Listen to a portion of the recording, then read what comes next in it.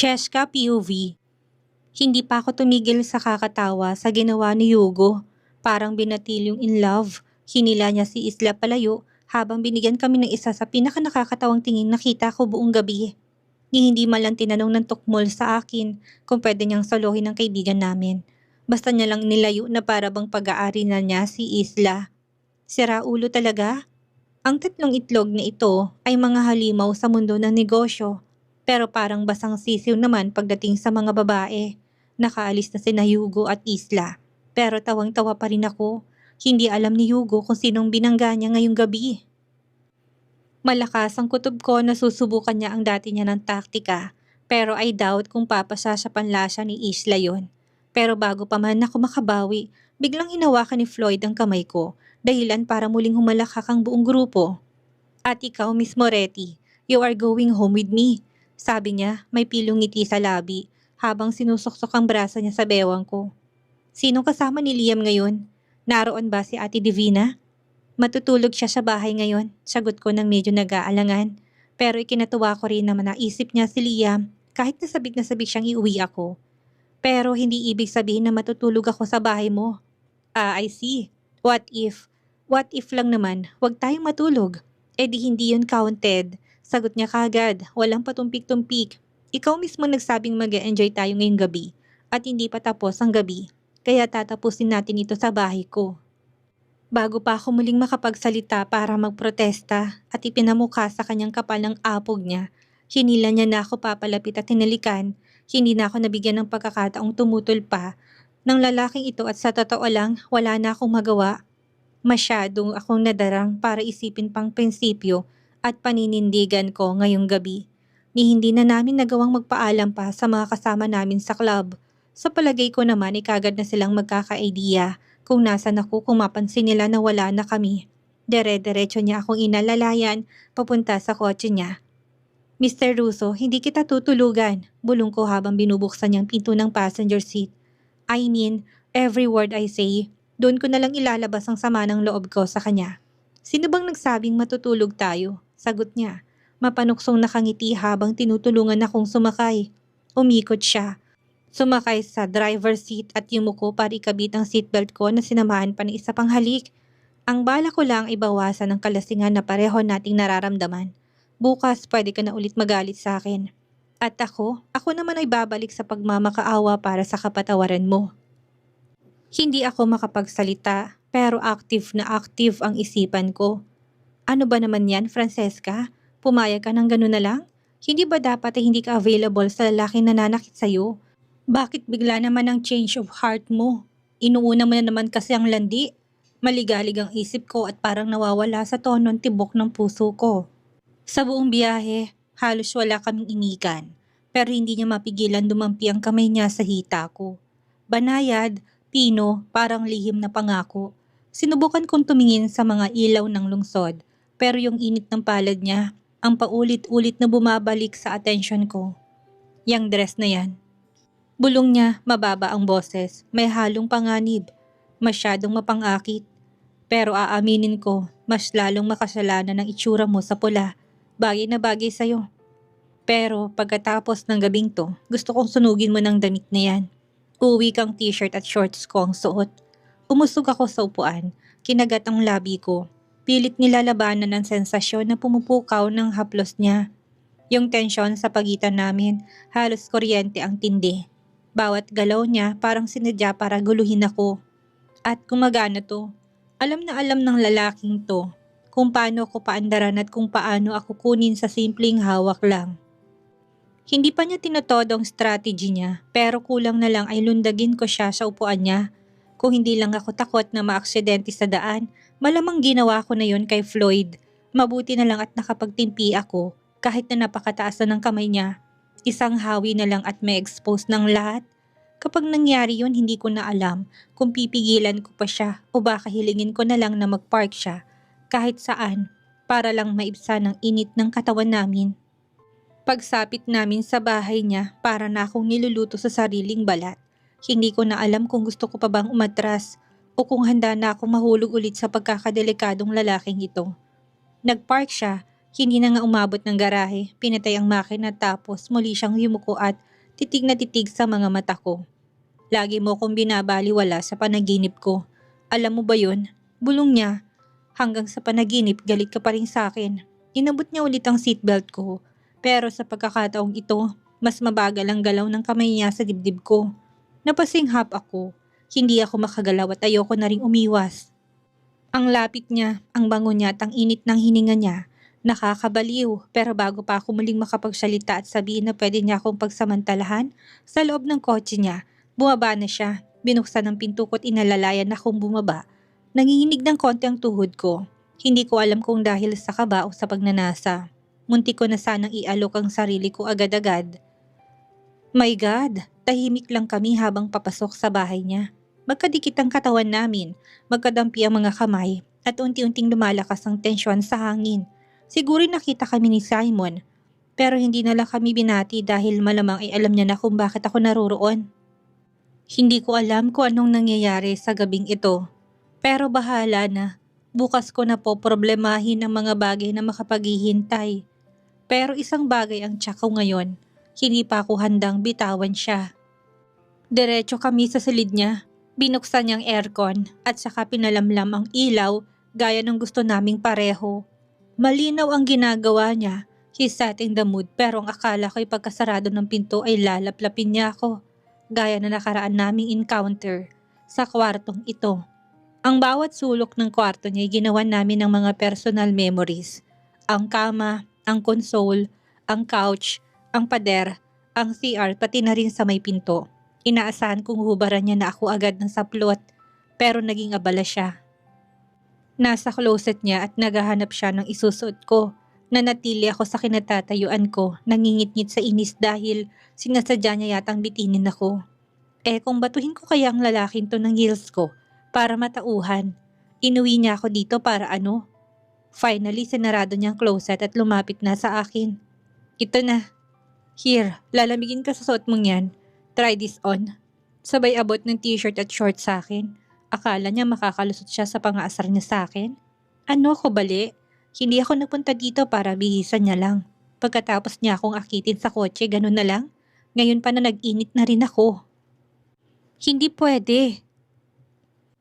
Kapag hindi ko nailabas ang lahat ng init na ito, magiging impyernong araw ko bukas at sa mga susunod pang araw. Wala pa man naawa na ako sa kanya dahil tiyak ko na sa kanya ko ibubunton ang lahat kapag nabitin ako. Hindi ko siya palalampasin ng sa gano'n na lang. Bago pa makapagsalita muli si Floyd, ako na mismong yumuko, tinalikan siya. Madiin, gutom, puno ng lahat ng tensyon at pagnanasa na mamagitan sa amin. Parang nawala ang buong mundo sa paligid namin at tanging init na lang ang natira sa loob. Hinampas ko rin ang damit na dala niya at tumilapon yun sa sahig. Gusto mong mang-asaruso? Bulong ko sa mga labi niya. Sige, subukan mong tiisin to. Naningkit ang mga mata niya. Biglang dumilim ang tingin. Habang marahan akong dumausdo sa sahig, lumuhod ako sa harapan niya at mabilis na tinanggal ang belt niya at pagkatapos ay sinunod ko ang zipper niya. Kabisado kong mga gusto ni Floyd kaya alam kong hindi niya matitiis ang pagpapala galing sa init ng bibig ko. Nagsimula ako ng banayad hanggang sa naging mas mapusok. Nung unang nilalabanan niyang ligayang dulot ng serbisyo ko, impit na ungol lang ang naririnig ko hanggang sa ginalingan ko pa. Higop tila masahe ng sabay.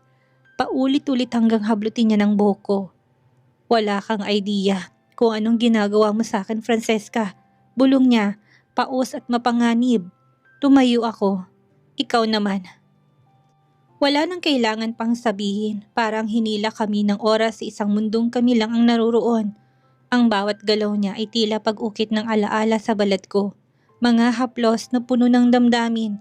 Boses niyang biglang naging panayad kapag tinatawag niya akong my love. Ang bulong na halos gawin akong baliw at tuluyang na natunaw sa bisig niya. Hindi ko na namalayan kung paano kami napunta sa kama niya at kung paano namin natanggal ang mga sagabal sa katawan namin nang hindi namin namamalayan at wala na akong pakialam. Mabilis ang tibok ng puso namin. Magkadikit ang mga mainit na katawan. Magkahinang ang labi, isang halik na nagsasabi na lahat na hindi namin masabi ng direkta. Mas magaling kami sa physical communication. At masasabi ko na pareho naming na-enjoy ang paraang iyon.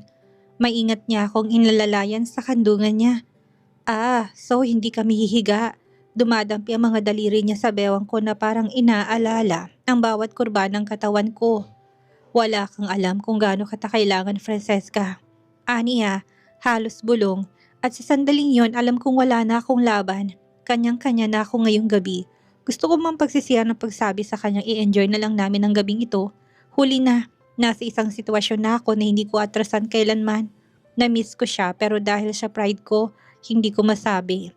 Ilang gabi ko ring paulit-ulit na binalikan ng mga gabing magkasama kami. Hindi ko na siya kayang tanggihan pa, hindi ngayon at hindi kailanman. Lahat ng bagay sa paligid ay nawala ng saysay, habang tuluyan kaming nilamon ng gabi. Hinayaan namin ng mga katawan at damdamin namin ang mag-usap. Para kami nagkalayo ng napakahabang panahon. Parang first time ulit, hayok at gigil na gigil. Hindi ko alam kung ilang beses kong tinawag ang pangalan niya. Alam kong maingay ang halinghin ko, pero wala na akong pakialam. Ang mahalaga sa akin ay ang lalaking nasa ibabaw ko, habang pinupuno niya ako ng walang humpay na ligaya. Tinanggap ko ang lahat ng pagpapala niya at sabay kaming umakyat sa rurok ng kaligayahan. Paulit-ulit, tanging si Floyd lang ang nakakapagdala sa akin doon. Naulit yun ng ilang beses, iba't ibang posisyon at bawat isa ay kasing tindi ng nauna. Literal na ihi lang ang naging pahinga namin. Maya-maya, yakap-yakap niya ako. Ang ulo ko ay nakapatong sa balikat niya. Habang ang mga daliri niya ay gumuguhit ng marahang pattern sa likod ko, naririnig kong mahinahon niyang paghinga. Ramdam ko rin ang tibok ng puso niya sa dibdib ko. Ngayong humupa ng panandalian ng bugso ng damdamin namin, pwede na kaming mag-usap bilang mga responsableng tao. Hindi ko kayang mabuhay nang wala ka. Bulong niya. Wala ako naisagot. Hindi pa kayang abutin ng puso kong bigat ng lahat ng naramdaman ko ngayong gabi. Pero nang halikan niya ang noo ko at ang pag-ibabaw niya muli sa akin ay nangangahulugan na gagamitin niya ang buong gabi para iparamdam sa akin ang gusto niyang sabihin. Isa lang ang malinaw sa akin, hindi lang siyang gusto ko. Gusto ko ang lahat ng ito. Ang lahat ng kaikibat ng pagsasama namin ay gusto ko. Ang paraan ng pagtingin niya sa akin na parang ako lang ang babae sa mundo at pati na rin ang pag-aalaga niya kay Liam. Hindi pa tapos ang gabing yun pero isang bagay ang malinaw. Hindi na lang siya humihingi ng tawad. Lumalaban na siya para sa amin. Floyd POV. Pagsapit ng madaling araw, magkayaka pa rin kami ni Francesca sa kama ko. Ilang oras kaming magkasama. Puro lang tawanan, bulungan at pagkatapos ay mga halik. Parang hindi kami nagkalayo. Parang hindi man lang kami nagkaproblema. Parang kami ulit. Walang alinlangan, walang pag-aalinlangan. Siyang babaeng para sa akin at natutuwa ako dahil nagkaroon ng bungan lahat ng pinaghirapan ko nitong mga nakaraang araw. Binilinan ko rin na sarili ko na palaging pakinggan si Danica dahil siya nga talagang mas nakakaalam kung paano ko susuyuin si Francesca. Foolproof ang lahat ng mga plano niya. Sinabi ko rin sa sarili ko na hindi na ako magdududa sa kakayahan niya na ayusin kami ng kaibigan niya. Niyakap ko si Francesca na parang mawawala siya ulit sa akin pagsapit ng umaga. Bawat bahagi ng katawan niya, bawat hinga, bawat ungol, tinanim ko sa isip ko dahil alam ko na hindi yan agad mauulit. Kagabi pa lang ay sinabi niya na magiging setup namin. Hindi to kapatawaran. Ene-enjoy lang namin ang gabi pero alam naming pareho na higit pa doon ang dahilan. Pareho naming namimiss ang isa't isa. Sa tingin ko ay natatakot lang si Francesca na aminin yon. Dahil alam ko na maaring ito na ang huling pagkakataon bago kami muling magkasama. Ninanamnam ko na. Pero sa mga oras na yon, kami ulit ang para sa isa't isa. Buo, matibay at walang duda na we are made for each other. Para kaming pieces ng jigsaw puzzle. Perfect kami para sa isa't isa. Nakatulog akong yakap-yakap siya. Ang katawan niya ay nakasandal sa akin. Hindi siya lumayo at sapat na yon para sa akin. The mere fact na hindi niya ako tinulak palayo. Pagkatapos sumupa ng init ng katawan namin, that speaks volumes. Ngayon lang ako nakaramdam ng ganitong katahimikan at kasabay ng kapayapaan na iwan ng isang matinding takot na baka mawala ulit siya sa akin. At nang magising ako, wala na siya. As expected, agad akong bumangon, kabado. Ang kabilang bahagi ng kama ay malamig na. Tinawag ko siya, wala. Parang wala akong kasama kagabi, walang bakas ni Francesca. Ang tanging naiwan lang ay ang amoy ng pabango niya sa unan ko. Pero baka nasasala siya? Tumakbo ako sa banyo, wala. Sa kusina, tahimik, hanggang sa makita ko yon. Isang sulat na nakatiklop sa tabi ng nightstand ko. Sa pagkataranta ko, hindi ko na malayan na may naiwan pala siya doon. Maaring nilagay niya yun doon para siguradong makita ko kaagad pagmulat ko. May pangalan ko at kilalang kilala ko ang sulat kamay ni Francesca. Nanginginig ang mga kamay ko habang binubuksan ko to. Floyd, iba ka. Ibang nararamdaman ko sa'yo, aaminin ko. At hindi ako magsisinungaling. Aaminin ko na hindi ko yun maramdaman sa iba. Hindi ko kakalimutan ng gabing ito. Maraming salamat. Pero ito na rin ang paalam ko sa'yo. Mahal kita. Pero hindi ko kayang patawarin ka. Francesca. Parang naputol ng hangin ng baga ko. Pakiramdam ko ay may sumabog sa puso ko. Umalis siya muli at sa pagkakataong ito, parang wala na talaga akong aasahan pa sa kanya. Parang ang gabing pinagsaluhan namin ay ang huling pabaon na rin niya sa akin. Umupo ako sa gilid ng kama. Hawak pa rin ang sulat at paulit-ulit ko tong binasa. Masakit, nakakabasag ng buong sistema, pero isang linyang nagpapatuloy sa tibok ng puso ko. Nang sinabi niya na mahal niya ako sa sulat niya, yun lang sapat na. Dahil kung mahal pa rin niya ako, kahit sa pinakatahimik na bahagi ng puso niya, may laban pa ako. Hindi ako susuko, hindi ko siya bibitawan, nakalapit na ako muli. Napatunayan kong hindi niya ako matatanggihan, ngayon pa ba ako atras? Hindi ko gagawin yon dahil sa dalawang rason. Una, mahal ko siya. At pangalawa, ikamamatay ko yata na hindi siya sa akin. Literal. Kinuha ko kagad ng cellphone ko mula sa nightstand. Hinanap kong pangalan ni Hugo. Uy bro, kamusta ang gabi mo? Ang sabi sa akin sabay kayong umalis ng club. Tanong niya, puno ng sigla. It was unforgettable pero umalis siya. Nabiyak ang boses ko. Kailangan ko ng tulong niyo ulit. Sige, tatawagan ko sila. Ang buong retrieval team. Kita tayo sa social club in 1 hour. Perfect. Pagkatapos ng malamig na shower, nagsuot ako ng itim na polo na bagay sa mood ko. Agad akong tumuloy sa social club. Linggo ngayon kaya itong pinakamalapit sa aming lahat. Nandoon na ang mga kaibigan ko nang dumating ako. Sana hindi ko sinirang araw nyo, sabi ko sa mahinang tinig. Tumawa si Richard. Huli ka na, nauna nang sirain ni Francesca ang amin. Kumunot ang noo ko, anong ibig mo sabihin? Ginising niya si Danica. Emergency daw. Ang mga babae may lakad ngayon. Alam mo naman, sekretong samahan niya nila. Hindi ko naman alam na meron din pala tayo ngayon. Sumabat si Josh. May konting inis sa tono. Si Bettina nga, iniwan ako. May plano pa naman ako sana. Baka sakaling makabuo na kami but anyway, tumawa si Hugo. Hala, ang dami namang naganap. Umiling si Jaime. Ako lang yatang hindi iniwan sadly. Dahil hindi naman ako sinamahan. At si Isla, tanong ni Richard. Number lang ang nakuha ko. Wala nang iba. Napangiti si Richard. Mukhang pare-pareho tayong nahulog sa mga komplikadong babae. Sinimulan kong ilahad ang plano ko. Kailangan kong mabawi si Francesca dahil kung hindi, magiging ganito ang weekend natin pare-pareho. Tinulungan ako ni Daddy kadati pero ngayon hindi ko na alam. Umikot ang mata ni Richard. Floyd, go easy on Danica. Hindi siya pwedeng pumanig lang sa isa. Apolitical, neutral, tanong ko halos matawa.